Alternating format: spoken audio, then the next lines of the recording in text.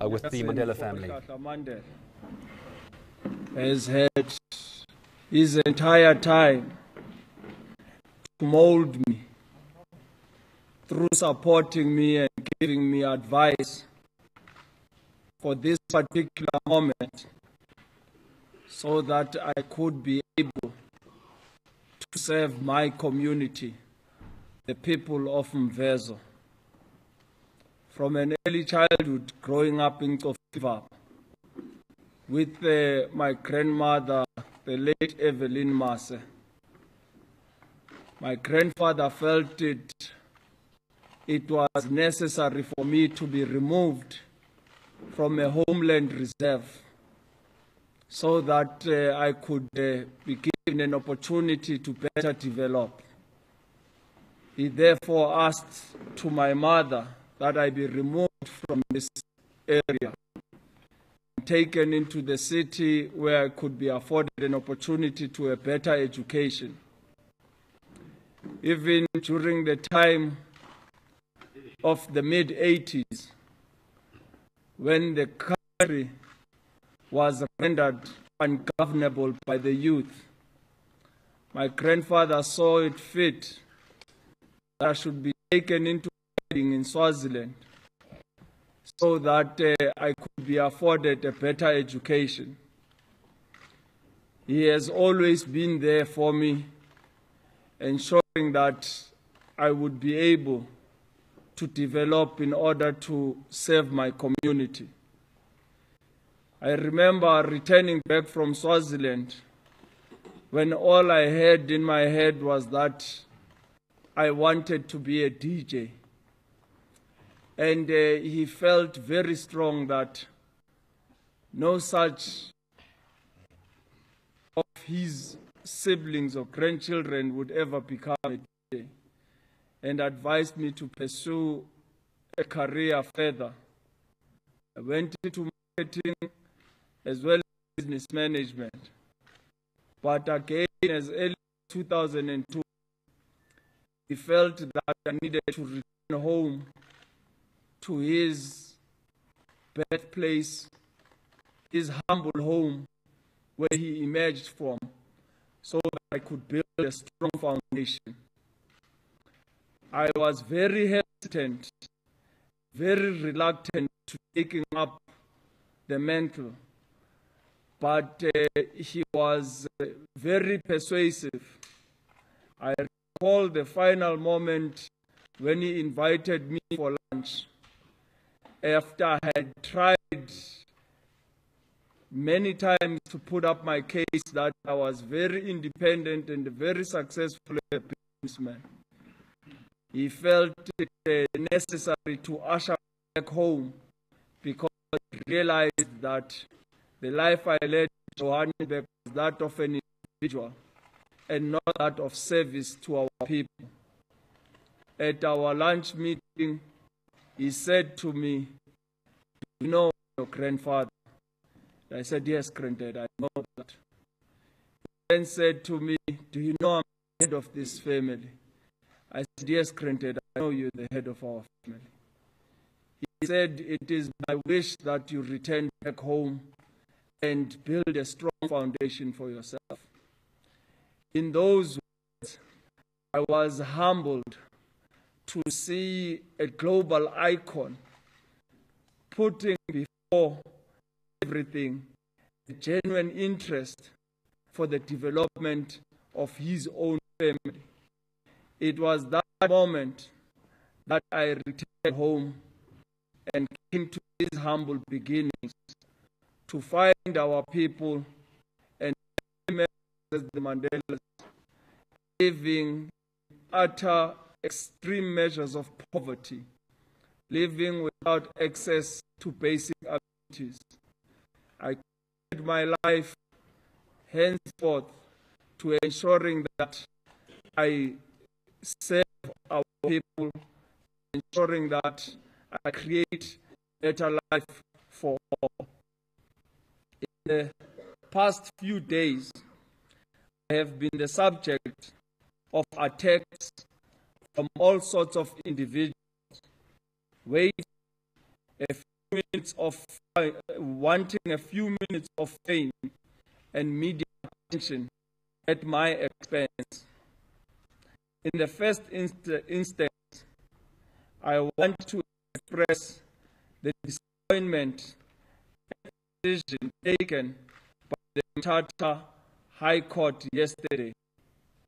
I remain convinced that the decision of the court was erroneous, as the court granted a final order in my absence, so I was effectively denied the right to be heard. I will, however, not challenge this because it will have no purpose. I must talk to the real root of why this emerged and why an entire family of mine turned against me. This is the very family that has taken their own father, their own grandfather, to court for his monies. I called, therefore, this press conference so that I could address a few matters that have been circulating in the media at this time. Having stood against my family in the case that was put forward by my grandfather's children, that of Makaziwe and Zenani, supported by a number of grandchildren and other members of the family, to try and remove George Bezos, as well as the Minister Tosekwale and Bali Choine as trustees. Having stood against that and made it clear that I wanted no part in it, the family saw fit that, having clearly disappointed many of South Africans and the public from the stance they took, they looked to seeking revenge and targeting a soft target like myself. Many people have been parading as the Mandela family, in particular the day-to-day decisions of the Mandela family. These individuals were part of the applicants in this matter of the remains. I want to make a few examples to illustrate my point on this matter, particularly when we address the issue of locus standi. For instance, my aunt Makaziwe and Mandela is the fourth child of Unkosu Dalpunga, that being my grandfather Nelson Mandela, from his first marriage to Umamkwati Evelyn Mase. She was married to Uba Ukamaku Balfo and had two children, Tukwini and Utumani. She divorced and married Mr. Isaac Amoa, and they have a son called Kweku Amoa. She is in actual fact a Mrs. Amoa and ought to be focusing on the Amoa family issues. My aunt, as my aunt, her role within the Makatu family, that being my father, is supposed to be that of a unifier and a reconciler as Umafungwashe. But so far, all she's had to do is sow divisions and destruction in that family. Tukwini Nobuhlali Mandela, also an applicant in this matter, is the daughter of Tamaku Balfo and Utatobawo Makaziwe Pumla. So she belongs to the Balfo family. she has no business in the matters of the Mandelas. Another interesting applicant in this matter is Dorothy Adra Amoa, who is a daughter of Isaac Amoa, outside the marriage to Utadobawo Makaziwe and Amoa. She certainly has no business in the Mandela matter. Lastly, Kweku Mandela, as he said, is the son of Isaac Amoa and ought to be Kweku Amoa. He belongs to the Amoa family and has no business in the Mandela matter. Most of the remaining individuals in the list of the applicants on this matter has no business to be discussing the Mandela matter according to our tradition and customs.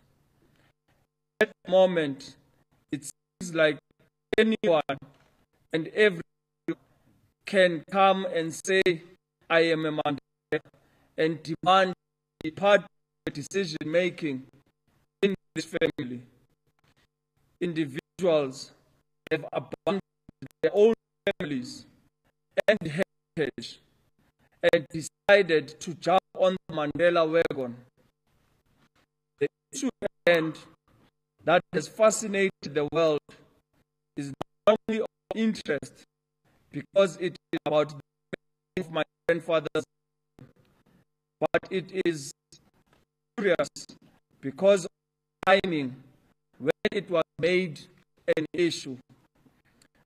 We repatriated these remains in 2011 after following all the customary rituals and protocols.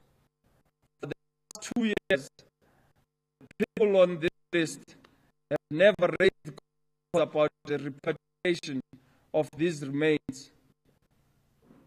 In fact, I am surprised that today they want to make an issue of these matters.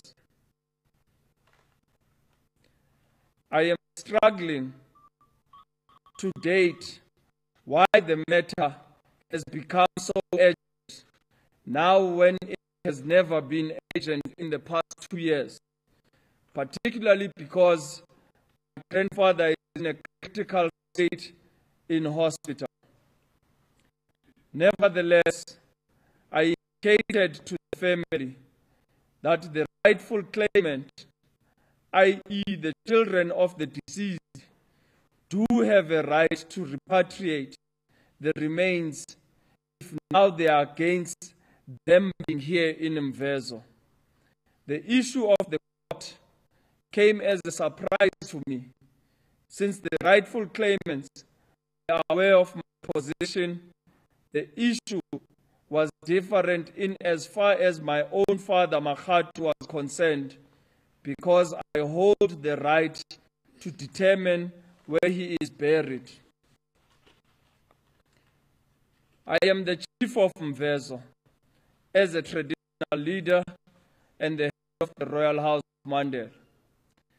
This chieftaincy was expropriated from the Mandelas in the 1920s with my great-grandfather, Unkosi Mphakanyiswa Mandela, the heir to Prince Mandela, who was forcefully removed from this area by a white magistrate and was exiled to Qunu, forcing the family to lose its chieftaincy, as well as lose its wealth in cattle and in its land.